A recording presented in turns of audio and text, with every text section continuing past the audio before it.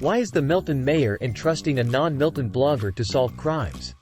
On May 2, 2023, Open Records revealed direct text communication between Alpharetta citizen, Mr. Tim Becker, and Milton City Mayor, Peyton Jamison. Mr. Becker starts by saying, "I should have come, and double dog dared them. Bless their little pointed heads." Mayor Jamison responds, "I thought I laid out a good case that everyone would support. I am worried this will set us back. However, the will of the council has spoken, and we need to do the best that we can do to administer this election. Only time will tell." Mr. Becker replies, "I did not watch," referring to May 1st council meeting, "but heard from others that you made a strong and impassioned case. Good on you.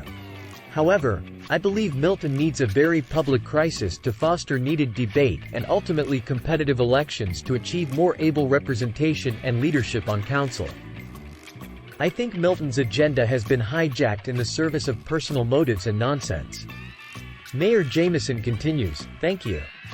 People won't understand the significance of the council decision on voting locations until closer to election day. I believe council will regret their decision." Mr. Becker agrees.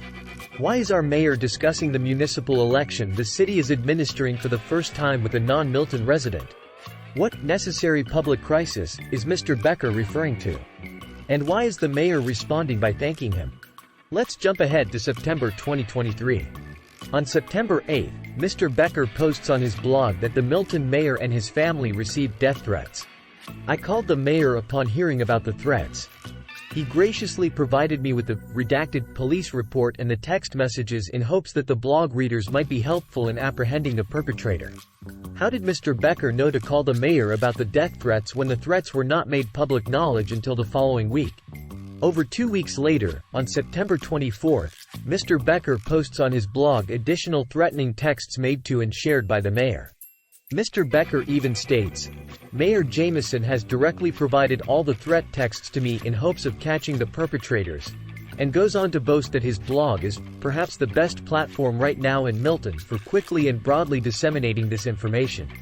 Have these additional threats been shared by the city or a reliable news source? Why is it that only Mr. Becker has this information? Would Principal Jones of Milton High School immediately contact Mr. Becker if you receive death threats? Death threats are a serious concern not only for our elected leaders, but all citizens in our community. One of these death threats occurred September 6, the day that City Council met and had children in the chambers. Open records show that notification was not made to the council nor the guests. Yet Alpharetta resident, Mr. Becker received copies of the police report and death threat texts. What is the city's safety plan for lockdown? Does one exist?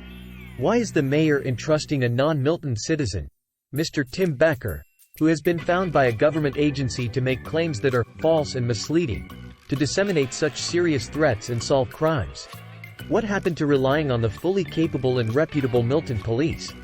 What else do we not know about the relationship between Mayor Jamison and Alpharetta citizen Tim Becker? This video was created by a Milton resident for public information and is non-reportable by the First Amendment and Georgia law.